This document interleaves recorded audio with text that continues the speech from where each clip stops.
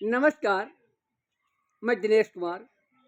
आज का सबसे बड़ा सवाल है यूजीसी को लेकर के कि जिस तरीके से भारतीय जनता पार्टी के बूथ स्तर के कार्यकर्ता नेता से लेकर के विधायक और बड़े बड़े नेता इस्तीफा दे रहे हैं। इस्तीफा की झड़ी लग गई है, यानी भारतीय जनता पार्टी में इस्तीफों की झड़ी लग गई है। और नेता तो छोड़ दीजिए, नेता के साथ साथ जो है कर्मचारी और जज, जैसे बरेली के सिटी मजिस्ट्रेट अलंकार अग्निहोत्री ने इस्तीफा दे दिया, प्रशांत सिंह ने इस्तीफा दे दिया। इस तरीके से तमाम लोग इस्तीफा दे रहे हैं। तो हम कहना चाहते हैं कि वास्तव में ये यूजीसी है क्या, ये किसको नुकसान होगा। तो निष्कर्ष निकल कर यही आता है कि यूजीसी जो अमेंडमेंट है, कानून होए, ये कानून सबके लिए है। जिस तरीके से विश्वविद्यालयों में रैगिंग होती थी, यानी कि सीनियर जो छात्र थे वो जूनियर को प्रताड़ित करते थे, चाहे जासूसक गाली दे करके, चाहे छोटा बड़ा समझ करके किसी भी तरीके से प्रताड़ित करते थे। तो यह जो है विद्यालय के अंदर भी जो है ये कानून लागू होगा कैंपस के अंदर, कि वहाँ पर भी जो है शिकायत दर्ज कराई जा सकती है और शिकायत दर्ज होगी तो न्याय मिलेगा। इस पहले जो है चाहे पुलिस हो, यूनिवर्सिटी कैंपस के अंदर नहीं जा सकती थी, कैंपस के अंदर नहीं जा सकती थी। लेकिन जब वहाँ पर खुद इसके लिए जो है समिति होगी, इसके लिए जो है एक जो है बन जाएगा पोर्टल, तो वहाँ पर शिकायत होगी। शिकायत जो है सभी लोग जिसके जो है जितने भी अधिकारी कर्मचारी हैं सब लोग उसको न्याय दिलाने का काम करेंगे। इसी बात को लेकर के मनवादी विचारधारा के लोग जो भी दलितों को, बैकवर्ड को परेशान करते थे, अल्पसंख्यकों को परेशान करते थे और हमेशा जातीय भेदभाव मानते थे, वही तबका परेशान है, बाकी कोई प्रोटेस्ट नहीं कर रहा है। आपको उदाहरण बता दूं कि जिस तरीके से उत्तर प्रदेश में सबसे ज्यादा प्रोटेस्ट हो रहा है, अन्य प्रदेशों की अपेक्षा उत्तर प्रदेश में सबसे ज्यादा जो है इस्तीफे हो रहे हैं और प्रोटेस्ट हो रहा है। जबकि पूरे देश में ये कानून लागू है, सेंट्रल गवर्नमेंट के कानून है लेकिन सबसे ज्यादा इस्तीफा यहाँ हो रहा है। क्यों हो रहा है, उसके कारण भी हैं। क्योंकि योगी आदित्यनाथ जिस तरीके से हिंदुत्व के बल पर शासन सत्ता में आए और मुसलमानों के ऊपर अत्याचार किया, तो उसके बाद है मुसलमानों की तो बात ही छोड़ दीजिए, मुसलमानों के साथ साथ दलितों के ऊपर भी अत्याचार किया।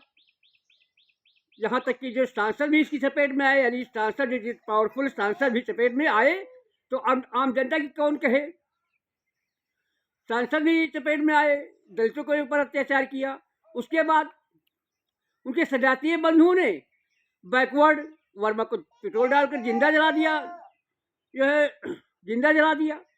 तो इस तरीके से जो है यही लोग जो है, जैसे पहले पंडितों के अलावा किसी को पढ़ने का, पंडित और सवर्ण के अलावा किसी को पढ़ने का अधिकार नहीं था, लेकिन धीरे धीरे जब से अपना संविधान लागू हुआ तब से हर एक आदमी पढ़ सकता है, बराबरी का सम्मान मिला, बराबरी का हक मिला। लेकिन उसी बराबरी के हक के लिए जो है सभी लोग जो है मिलते हैं, और ये कानून उन्हीं के लिए है कि हाँ स्कूल कैंपस में भी सबको बराबरी का हक मिलेगा। ऊंच नीच का भेदभाव, चाहे लिंग का हो, चाहे असमानता को हो, कोई भेदभाव नहीं होना चाहिए, इसीलिए कानून बना है।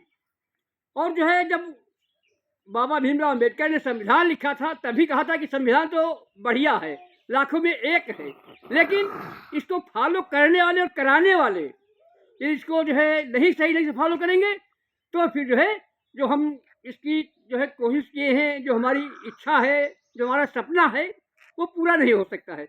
वही हुआ कि जिस तरीके से बता दें कि जैसे देश आज़ाद हो तब से जो है आरक्षण मिला है, जो है आरक्षण SC/ST को मिला है, लेकिन आज तक SC/ST का कोटा पूरा नहीं हुआ है। बैकवर्ड को मिला, लेकिन उसके बाद बैकवर्ड कोटा पूरा नहीं हुआ है। नहीं पूरा, इसका कारण क्या है? कारण यही है कि जब कोटा पूरा करने वाले पंडित हैं, ठाकुर हैं, सवर्ण हैं, तो जो हक नहीं देना चाहते हैं दलितों को, बैकवर्ड को, अल्पसंख्यक को, इसीलिए पूरा नहीं हुआ है। तो वही मानसिकता आज भी है कि जिस तरीके से हरिजन एक्ट का कानून लागू हुआ, हरिजन एक्ट का कानून लागू हुआ, लेकिन क्या हरिजन एक्ट की जो है हरिजन एक्ट के मामले आना बंद हुए? क्या दलितों पर अत्याचार नहीं होता है? होता है, लेकिन जो हकीकत में दलितों पर अत्याचार होता है वो गरीब तबके के लोग कोर्ट तक, थाने तक पहुँच नहीं पाते, क्योंकि वो दबते हैं, गरीब हैं, डर जाते हैं, वो पहुँच नहीं पाते हैं। और जो है जो कभी पहुँचते तब हैं जब कोई सवर्ण उनकी पीठ पर हाथ रखेगा, तब जब पीठ पर हाथ रखेगा। और ज़्यादातर तो 90% 95% तो केस झूठे होते हैं। कोई आपसी बैर के लिए, आपसी मनमुटाव के लिए जो है गलत इस्तेमाल होता है हरिजन एक्ट का।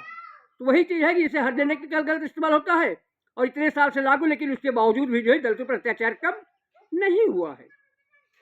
न तो बैकवर्ड पर अत्याचार कम हुआ है। अभी हाल ही की कई घटनाएं हैं कि जो कथावाचक है उनके ऊपर जो है चुटिया काटी गई, और जो है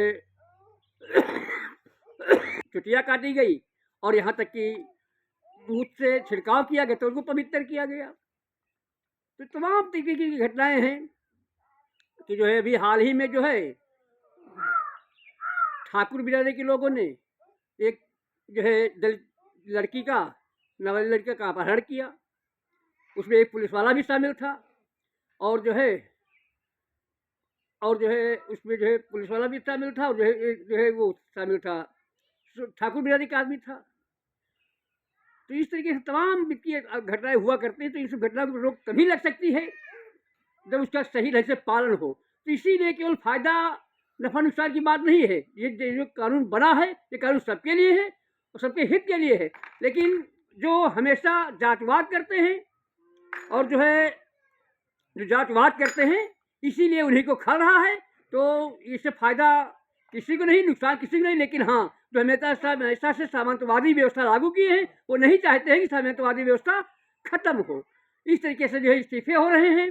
और सबसे बड़ी बात यह है कि दिल्ली में और जो है लखनऊ में 36 का आंकड़ा चलता है। तो योगी आदित्यनाथ को हटाने का मुहिम है, क्योंकि जो प्रशांत सिंह ने इस्तीफा दिया है उनके भाषण से खुलकर के सामने आ गया है। तो बस यही देखना है कि किस तरीके से हम मोदी जी, योगी जी अपनी कुर्सी बचाते हैं, इसको खत्म कर दे। क्योंकि शंकराचार्य अविवेकेश्वर से माफी मांग ले तब जो है उनकी कुर्सी बच सकती, नहीं तो फिर मामला बहुत ही विकराल रूप धारण करेगा। अब देखना है किस करोड़ में बैठता है, तो देखने वाली बात होगी।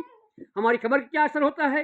यदि लोगों को खबर अच्छी लगे तो कमेंट करिए, और हौसला अफजाई के लिए लाइक करिए, चैनल को सब्सक्राइब करिए, चैनल को भी बढ़ाइए। नमस्कार, मैं दिनेश कुमार, वीडियो जर्नलिस्ट खुशी वर्मा के साथ 12 बंकी।